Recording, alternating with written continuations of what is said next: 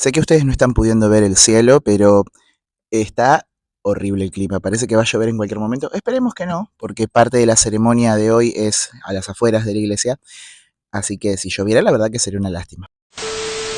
Get ready with me para ir juntos a la misa. Nos encontramos en el primer domingo de la Semana Santa. En este domingo, la iglesia nos invita a recordar la entrada triunfal de Jesús a Jerusalén. Específicamente, la ceremonia de hoy se divide en dos partes. La primera parte generalmente ocurre o en el atrio del templo o a las afueras del templo en donde se va a celebrar, y posteriormente se ocurre una procesión entrando hacia la iglesia, donde finalmente la misa transcurre como habitualmente lo haría. Las lecturas hoy consisten de dos evangelios diferentes. Uno que es en la entrada, en donde nos recuerdan el momento en que Jesús entra triunfalmente desde el Huerto de los Olivos hacia Jerusalén, y la segunda parte donde recordamos la pasión según San Mateo. El color litúrgico propio del día actual es rojo. ¿Por qué motivo? Porque el rojo nos recuerda la pasión, nos recuerda el amor, nos recuerda que Cristo hizo todo esto por amor. Y aparte porque también es un color muy relacionado con la realeza, y Cristo hoy entra como rey, recibido por toda la multitud. Esa misma multitud que luego en el evangelio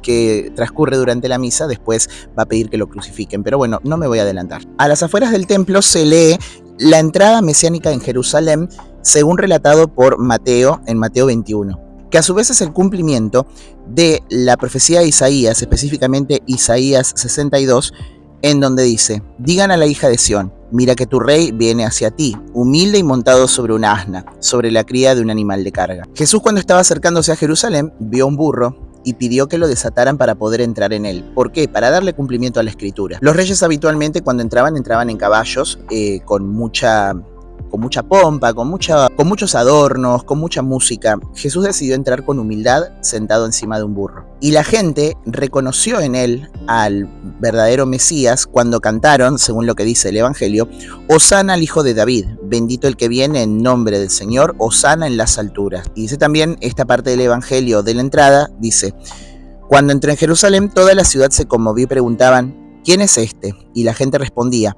es Jesús, el profeta de Nazaret en Galilea. Jesús era reconocido como el profeta que venía para darle cumplimiento a toda la ley. Y entonces tuvo que hacer todo lo que la escritura decía, entre ellas entrar con humildad. Después, un poco más adelante, esto no está incluido dentro de lo que se lee, pero me parece interesante remarcarlo, Jesús expulsa a los mercaderes del templo y dice que, al ver los prodigios que acababa de hacer y a los niños que gritaban en el templo: Hosana al Hijo de David, los sumos sacerdotes y los escribas se indignaron y le dijeron: ¿oyes lo que dicen estos? Sí, respondió Jesús. ¿Pero nunca han leído este pasaje? De la boca de la criatura y de los niños de pecho has hecho brotar una alabanza. Enseguida los dejó y salió de la ciudad para ir a Betania, donde pasó la noche. Fíjense cómo a veces los niños tienen la vista un poco menos comprometida que la nuestra. Ellos pueden ver a Jesús mucho mejor porque abordan el mundo con simpleza. Esto se los digo yo que trabajo con niños. Los niños tienen una mirada mucho menos comprometida que la nuestra, una mirada que no está llena de los prejuicios que nosotros tenemos por el cinismo de la vida adulta. Y es por eso que es tan importante que nosotros tenemos que llamar a los niños a que sean parte de la práctica religiosa habitual, aunque a veces sean poco ortodoxos en la manera en la que expresan su devoción. Hay un video que, si lo llego a encontrar, es muy interesante, de un nene que cuando estaba en la iglesia dijo una frase que tal vez no es muy ortodoxa, pero bueno, fue lo que a él le salió. ¿Qué haces aquí? Me sacaron de la iglesia. ¿Y eso por qué? Porque yo empiezo a gritar: el diablo es puto, el diablo es puto. Y así nada más me sacaron. Yo pensé que éramos los mismos. Y bueno, esa es la manera en la que los niños a veces se expresan. A veces ellos no tienen filtro. Pero fíjense que esa falta de filtro es la que nos pone a nosotros en falta, porque nosotros a veces no tenemos el coraje de expresar. Y es justamente lo que nos da a entender el Evangelio, porque más adelante, después cuando Jesús está siendo condenado a muerte, los adultos que están ahí, en vez de alabarlo nuevamente y verdaderamente proclamarlo como el rey, como hicieron en los primeros días cuando entró a Jerusalén, empiezan a gritar: crucifícalo, crucifícalo. O sea, los adultos no tenemos el coraje que tienen los niños de decir lo que pensamos verdaderamente, porque estamos justamente comprometidos por nuestra visión, porque tenemos conveniencias, porque tenemos un montón de cosas que nos ponen frente a decisiones que nos hacen cínicos, básicamente. Yo creo que deberíamos imitar un poco la simpleza de estos niños que gritaron cuando vieron a Jesús entrar en el templo, hacer milagros y echar a los mercaderes. Pero bueno, perdón, que me desvío. Volviendo un poco con las lecturas. Durante la misa se va a leer primero la profecía de Isaías. Saben que es la peor parte, que puse los marcadores en la Biblia y ahora no estaría encontrando la profecía de Isaías. Acá lo encontré. El mismo Señor me ha dado una lengua de discípulo, para que yo sepa reconfortar al fatigado con una palabra de aliento. El Señor abrió mi oído, y yo no me resistí, ni me volví atrás. Ofrecí mi espalda a los que me golpeaban y mis mejillas a los que me arrancaban la barba. No retiré mi rostro cuando me ultrajaban y escupían, pero el Señor viene en mi ayuda, por eso no quedé confundido. Por eso endurecí mi rostro como el pedernal y sé muy bien que no seré defraudado. Muchas veces nos olvidamos que Cristo era plenamente Dios, pero también era plenamente hombre. Y debe haber sido muy difícil para él enfrentarse con la realidad de que tenía que ofrecer su vida en sacrificio. Y más difícil aún saber que lo tenía que hacer en pura y absoluta soledad. Porque los apóstoles, el único apóstol que figura dentro de las escrituras que se acerca a él durante el momento final, durante el momento cumbre, es Juan. El resto de los apóstoles lo abandonaron. Como dice en la escritura, heriré al pastor y se dispersarán las ovejas. Bueno, exactamente así ocurrió con Cristo. Y Cristo muy posiblemente, como cualquiera de nosotros que nos hubiéramos encontrado en esa situación, experimentó mucha soledad.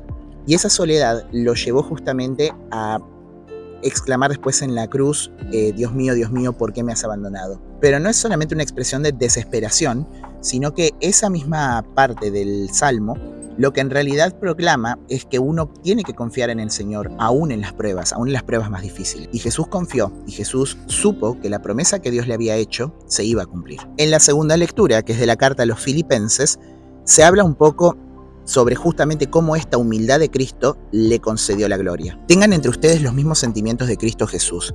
Él, que era de condición divina, no consideró esta igualdad con Dios como algo que debía guardar celosamente. Al contrario, se abandonó a sí mismo, tomando la condición de esclavo y haciéndose semejante a los hombres, y presentándose con aspecto humano, se humilló hasta aceptar por obediencia la muerte y muerte de cruz. Por eso Dios lo exaltó y le dio el nombre que está sobre todo nombre, para que al nombre de Jesús se doble toda rodilla en el cielo, en la tierra y en los abismos, y toda lengua proclame para gloria de Dios Padre, Jesucristo es el Señor. Fíjense cómo todas las lecturas de hoy nos llevan a llamar a Cristo nuestro Señor, el Señor que nos salvó, aquel que tiene en sus manos las llaves del cielo. Por eso es tan importante que nosotros tenemos que dar testimonio. Como les decía, como hicieron los niños hebreos, que cuando vieron a Jesús entrar, gritaban Hosana al Hijo de David. Cuando vieron que Jesús expulsaba demonios, curaba a los ciegos y expulsaba a los mercaderes del templo, seguían proclamándolo por más de que todos los adultos que estaban alrededor intentaban callarlos. Los evangelios de hoy y las lecturas de hoy entonces nos llaman a esto, nos llaman justamente a la sencillez de espíritu, una sencillez de espíritu que haga que nosotros no estemos comprometidos con cualquier causa, sino sola, pura y exclusivamente con la causa del evangelio. Y hago una pequeña nota porque hoy, como saben, se bendicen los ramos de olivo y también las ramas de palma. Tienen significados muy interesantes porque en realidad las ramas de olivo representan justamente la paz. Si nosotros regresamos al libro del Génesis, vamos a ver que después del diluvio universal, cuando Noé manda a una paloma mensajera, la paloma mensajera le trae un ramo de olivo, que representa justamente que la tierra ya fue purificada y que Dios volvió a establecer su alianza con la humanidad. Entonces, el olivo es para nosotros símbolo de esa nueva paz que nace después de la guerra y que nace después del desastre. Y estando actualmente en un periodo de guerras mundiales, la verdad que no nos vendría nada mal la paz. Por otro lado, también se bendicen palmas de palmera, que justamente yo no tengo ninguna acá, pero bueno, no importa, que representan justamente la victoria de la vida sobre la muerte. La palmera es una planta sumamente resistente y cuyas hojas y ramas están verdes todo el tiempo durante todo el año, independientemente de si es primavera, verano, otoño o invierno. Solamente se seca la hoja cuando se separa del tronco de la palmera. ¿Y esto qué representa? Representa justamente la vida eterna, porque aparte también las hojas de la palmera cuando se secan quedan exactamente igual que cuando estaban con vida, o sea que es un recuerdo permanente de que la vida trasciende a la muerte. Por eso es que la iglesia bendice estos símbolos, la paz y la vida eterna, que nos recuerdan que Cristo vino para salvarnos y que nos trae la paz. No la paz como la da el mundo, que ya esto lo veníamos hablando hace varias semanas, sino una paz duradera, una paz fecunda, una paz verdadera. Entonces, pidámosle al Señor que sea el Señor de nuestra paz y que no tengamos miedo, como los niños hebreos, de gritar, Hosana el que viene en nombre del Señor. Porque nuestro testimonio es importante.